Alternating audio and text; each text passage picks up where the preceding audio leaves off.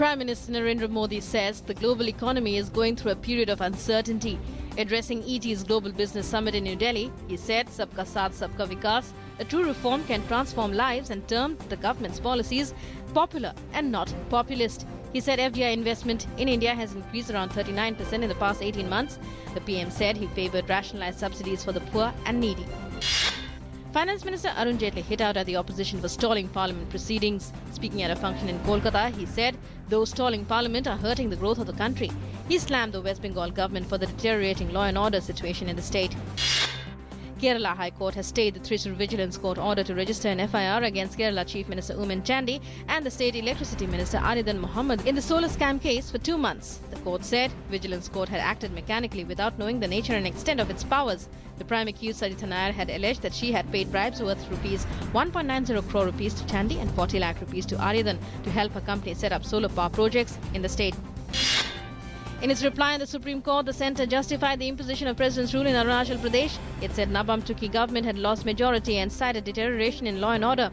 The governor of Arunachal Pradesh had already filed his reply in the matter. The next hearing will take place on Monday. In Delhi, MCD workers' strike entered its 4th day over non-payment of salaries and other arrears. Protesting workers yesterday blocked roads in and around the office of Deputy Chief Minister, dumping garbage in front of his office as a sign of protest.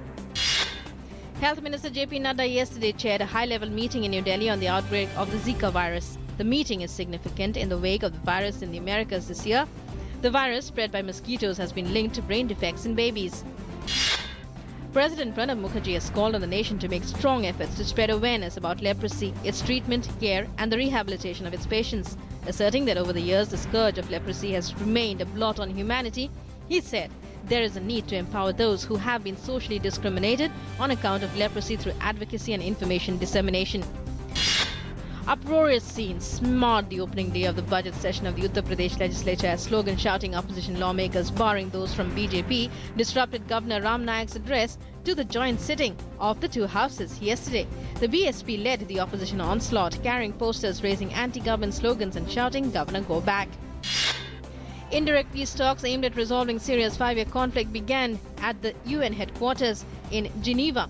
The talks are the first since 2 rounds of negotiations collapsed in 2014. Syria's conflict has killed more than 250,000 people, displaced millions and sent hundreds of thousands as refugees to Europe. Brazilian President Dilma Rousseff has vowed to win the war against the Zika virus. The tropical virus is blamed for causing brain damage in babies as it sweeps through Latin America, and Rousseff, whose government is deploying 220,000 soldiers to help eradicate the mosquitoes that transmit it, likened the outbreak to a battle. Her comments came after her own health minister warned Brazil was losing the war against the Aedes aegypti, the mosquito that carries the virus. A British Muslim woman who took a 14-month-old baby to Syria was found guilty of being a member of Islamic State, becoming the first UK woman to be convicted after returning from the strife-torn country. Serena, 26, had told the court that she was unaware of the evil associated with ISIS and simply wanted to live under Sharia law. But at the end of a 2-week trial in Birmingham Crown Court, the jury concluded that she was guilty of terrorism-related activity. 4 Chinese miners who had been trapped underground for 36 days have been rescued, Chinese state media says. The men were trapped by a cave-in at a gypsum mine in eastern Shandong province on the 25th of December. In all, 29 people were initially trapped by the collapse. 15 have now been rescued and 1 confirmed dead, while 13 are still missing.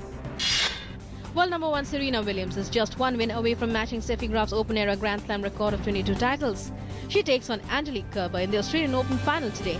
Yesterday, top seeds Sania Mirza and Martina Hingis won their first Australian Open and their 3rd women's doubles crown in a row. India took an unassailable 2-0 lead in the 3-match T20 series against Australia at Melbourne. They beat the host Australia for 27 runs in the second T20 encounter to take an unassailable lead of 2-0 in the series. Virat Kohli was declared man of the match. Today is the birth anniversary of eminent Indian painter Amrita Shergill. She is considered one of the most important women painters of 20th century India, whose legacy stands at par with that of the masters of the Bengal Renaissance. The government of India has declared her works as national art treasures, and most of them are housed in the National Gallery of Modern Art in New Delhi. She is also the most expensive female painter that India has produced.